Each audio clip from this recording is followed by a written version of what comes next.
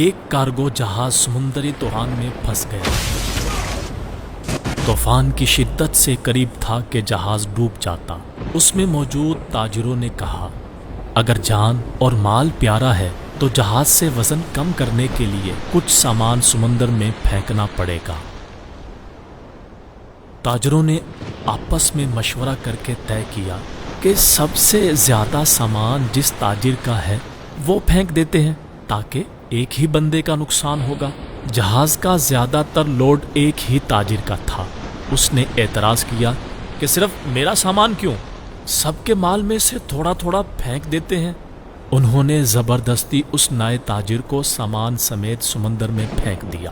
سمندر کی موجیں اس کے ساتھ کھیلنے لگیں۔ اسے اپنی ہلاکت کا یقین ہو گیا اور وہ خوف کی وجہ سے بے ہوش ہو گیا۔ جب ہوش آیا تو کیا دیکھتا ہے کہ لہروں نے اسے ساحل پر پھینک دیا ہے، اور اس ساحل پر نہ تو کوئی انسان ہے نہ ہی مکان۔ جان بچنے پر اس نے رب کا شکر ادا کیا، اپنی سانسیں بحال کی اور وہاں پڑی لکڑیوں کو جمع کر کے سر چھپانے کے لیے ایک جھونپڑی سی بنائی۔ اگلے روز اسے کچھ خرگوش بھی نظر آئے۔ ان کا شکار کر کے گزر بسر کرتا رہا۔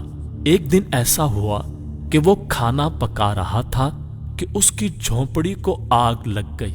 اس نے بہت کوشش کی مگر آگ پر قابو نہ پا سکا۔ اس نے زور زور سے رونا شروع کر دیا اور کہنے لگا، اب میں کیا کروں؟ یہ شکوہ کر کے وہ خالی پیٹ سو گیا۔ صبح جاگا تو عجیب منظر تھا۔ دیکھا کہ ایک کشتی ساحل پر لگی ہے اور وہ لوگ اسے لینے آئے ہیں۔ اس نے کشتی والوں سے پوچھا کہ تمہیں میرے بارے میں کیسے پتا چلا؟ انہوں نے جو جواب دیا اس سے تاجر حیران رہ گیا۔ کشتی والوں نے کہا کہ ہمیں پتا تھا کہ یہ ساحل غیر آباد ہے، لیکن دور سے دھواں اٹھتا ہوا نظر آیا تو سمجھے شاید کوئی یہاں پھنسا ہوا ہے جسے بچانا چاہیے، اس لیے ہم تمہارے پاس آئے۔ پھر تاجر نے اپنا پورا قصہ سنایا تو ملاحوں نے یہ کہہ کر اسے مزید حیران کر دیا، جس جہاز سے تمہیں سمندر میں پھینکا گیا تھا وہ آگے چل کر غرق ہو گیا۔ یہ سن کر تاجر سجدے میں گر گیا، رب کا شکر ادا کرنے لگا اور کہا کہ پاک ہے وہ ذات جس نے مجھے بچانے کے لیے تاجروں کے ہاتھوں سمندر میں پھینک دیا۔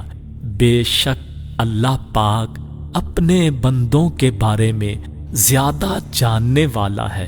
حالات جتنے بھی سخت ہو جائیں، اللہ پاک کی رحمت سے مایوس نہ ہو۔ ہر حال میں اپنے رب پر بھروسہ رکھیے۔